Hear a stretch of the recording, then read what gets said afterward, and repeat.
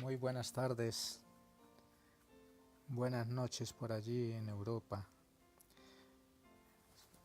Quiero compartir un tema que me he encontrado por acá, lo veo interesante y quiero compartirlo con cada uno de ustedes. Se titula Luz en los rincones oscuros, el Evangelio según Génesis 3. Y quiero empezar con un texto bíblico que se encuentra en el libro de Jeremías, capítulo 9, versículos 23 y 24. Dice la palabra de Dios lo siguiente: Así dice Jehová, no se alabe el sabio en su sabiduría, ni en su valentía se alabe el valiente, ni el rico se alabe en su riqueza, mas el que se hubiere de alabar, alábese en esto, en entenderme y en conocerme, que yo soy Jehová, que hago misericordia, juicio y justicia en la tierra, porque en estas cosas me complazco, dice Jehová. Que el Señor bendiga su palabra.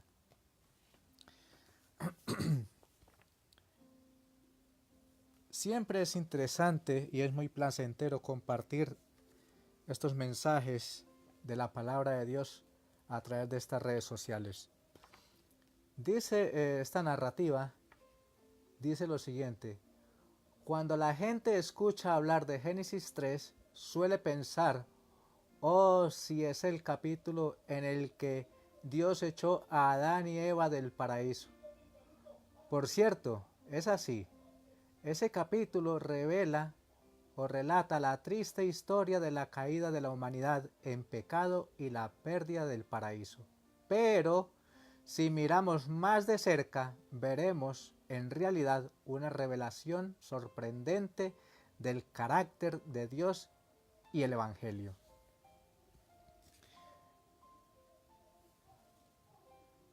Conocer a Dios. Podemos construir una relación solo con alguien que realmente conocemos. Si tenemos conceptos equivocados sobre una persona, eso afectará nuestra relación con ella. Lo mismo se aplica a nuestra relación con Dios. Para disfrutar de una relación de amor con Él, tenemos que entender su carácter. Es por ello que Jesús dijo, y esta es la vida eterna, que te conozcan a ti, el único Dios verdadero. Juan 17:3. La segunda parte dice, y a Jesucristo, a quien tú has enviado. Cuando Dios creó a Adán y Eva, ellos lo conocían cara a cara, lo amaban, y su mayor felicidad era pasar tiempo con él. Pero cuando Satanás engañó a Eva, impuso en su mente una imagen errónea de Dios. La llevó a creer que Dios es egoísta e injusto, y que no deseaba lo mejor para ellos. Esa narrativa la encontramos en Génesis 3, versículos del 1 al 5, donde puso en duda la misericordia y el gran amor de Dios para con ellos. De esta manera, la relación con Dios se vio severamente dañada, y ellos se escondieron de su presencia. Es importante que lo entendamos. El pecado no comenzó con un acto, comenzó más bien al aceptar la imagen incorrecta del carácter de Dios. La acción de tomar del fruto prohibido fue solo la consecuencia de ese concepto erróneo. Y lo mismo sucede hoy en día. Escuchamos cualquier cantidad de historias que son ajenas a lo que expresa la palabra de Dios. Dios es un Dios grande, maravilloso, misericordioso, que se preocupa por tu salvación y quiere darte vida eterna en Jesucristo. Pero los falsos conceptos que hemos tomado de la palabra de Dios nos han apartado del Dios verdadero y de lo que verdaderamente dice la Biblia, porque hemos cogido la fea costumbre de quedarnos nada más con lo que nos dicen, en vez de escudriñar por nosotros mismos qué es la verdad de Dios la cual se revela en su santo libro. Conceptos erróneos de Dios. Esto no es cosa del pasado. Hoy día sucede lo mismo. ¿Cuánta gente, aún en la iglesia, posee una imagen errónea del Dios verdadero? Dios me ama si me porto bien, dicen. Dios no me perdonará, ya he llegado demasiado lejos. Dios me ama tanto que me salvará no importa lo que haga.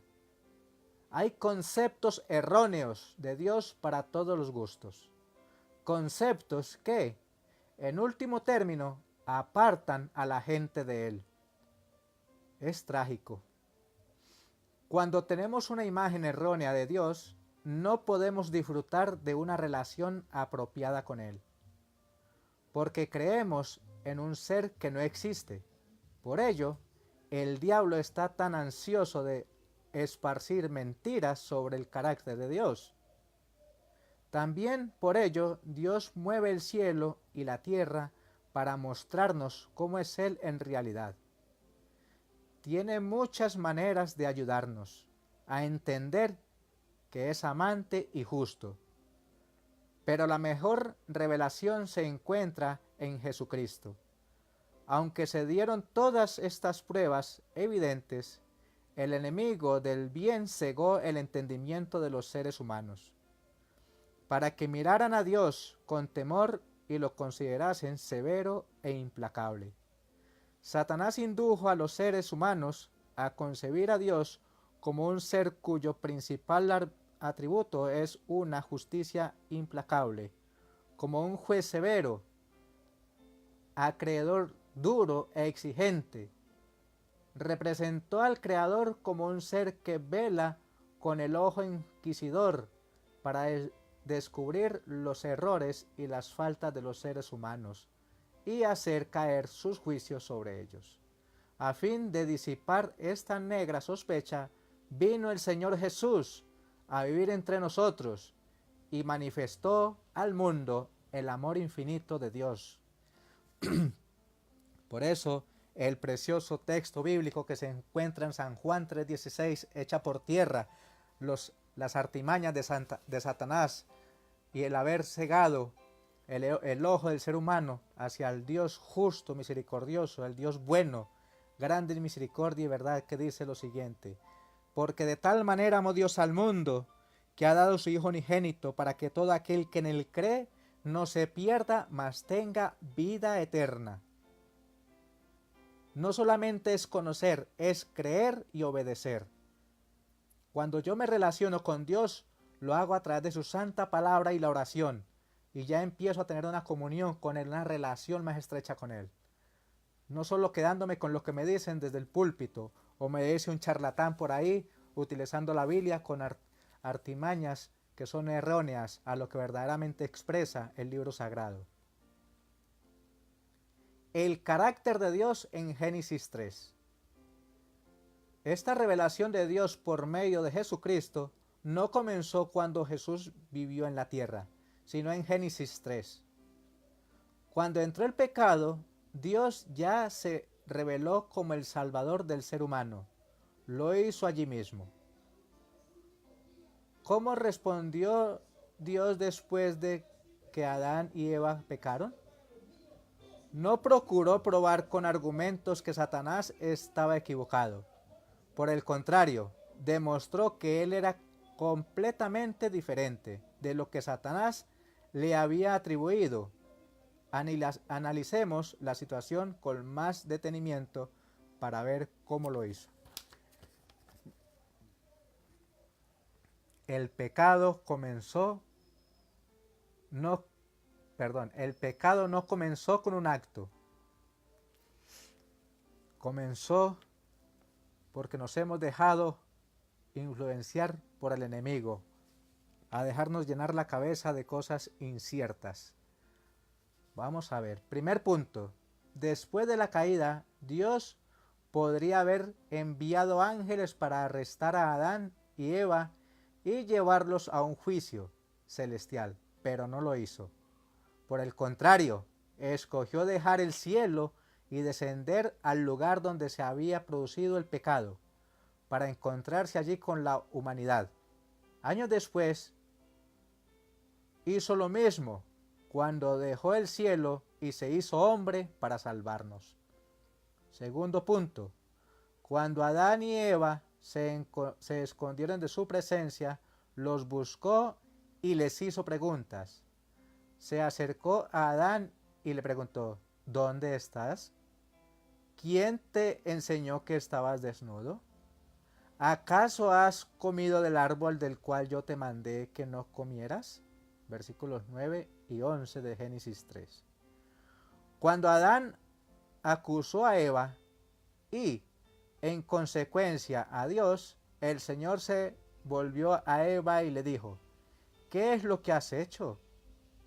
Versículo 13.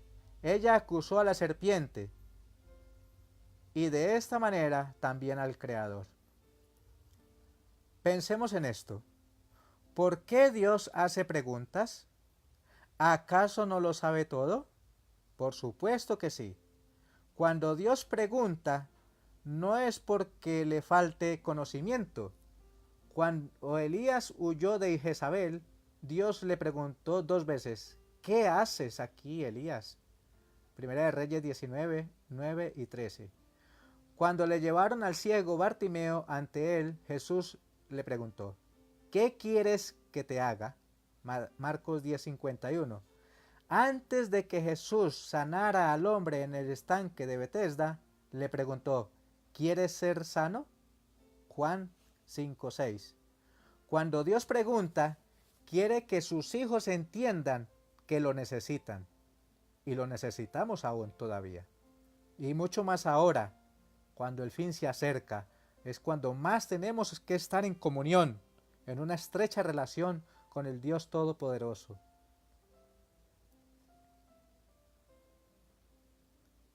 Cuando Dios pregunta, quiere que sus hijos entiendan que lo necesitan, que lo necesitamos. Quiere llevarlos al arrepentimiento y la salvación. Es importante. El Dios que pregunta es el Dios que quiere salvar. Cuando Dios llegó hasta el Edén después de la caída, lo hizo como el Salvador compasivo que quería salvar desesperadamente a Adán y Eva. No le hizo ninguna pregunta a Satanás. El diablo había llegado demasiado lejos. Por eso, en su caso, Dios no vino como Salvador, sino como juez. O sea, juez de Satanás y Salvador de la raza caída. Punto 3. Dios también demostró que es justo y que aborrece el pecado. Adán y Eva tuvieron que dejar el paraíso y experimentar las consecuencias del pecado. Pero Dios no permitió que se fueran sin esperanza. En la sentencia que le dio a Satanás, incluyó la promesa de que vendría un Salvador a destruirlo y a salvar a la humanidad. Punto 4. Dios se preocupó por sus hijos. Vio la humanidad tristemente cubierta con hojas de higuera y se dio cuenta de que no podrían sobrevivir en el mundo al que tenían que ingresar. Por eso los vistió con túnicas de pieles. Se derramó sangre inocente. Dios proveyó el sacrificio, les hizo las túnicas, los vistió. Es importante destacar que hasta ese punto Adán y Eva no habían mostrado señal alguna de arrepentimiento. Las ropas no fueron la reacción de Dios a su arrepentimiento, fueron más bien dones de la gracia divina. Qué maravillosa imagen la de la salvación nos ofrece el Señor como regalo, por medio de la vida, muerte y resurrección de Jesucristo. Génesis 3 no es tan solo el capítulo que muestra cómo Dios echó a Adán y Eva del paraíso. Es un capítulo que presenta una imagen hermosa del carácter de Dios y, en último término o en última instancia, revela el Evangelio eterno, La próxima vez que lea ese capítulo, recuerda que la gracia divina de salvación es más grande que el pecado, donde abundó la gracia de Cristo por cada uno de sus hijos amados. Hay un precioso texto que narra el apóstol Pablo, dice, donde abundó el pecado, sobreabundó la gracia. Y quiero volver a terminar con el texto con el cual empecé y así concluir esta preciosa narrativa del gran amor de Dios para con cada uno de nosotros. Dice el libro de Jeremías, es importante de entrar en relación con Dios y conocerlo, y eso no lo podemos hacer sino a través de la lectura de la palabra de Dios y la oración. Dice que la fe viene por el oír y el oír por la palabra de Dios. Romanos 10:17.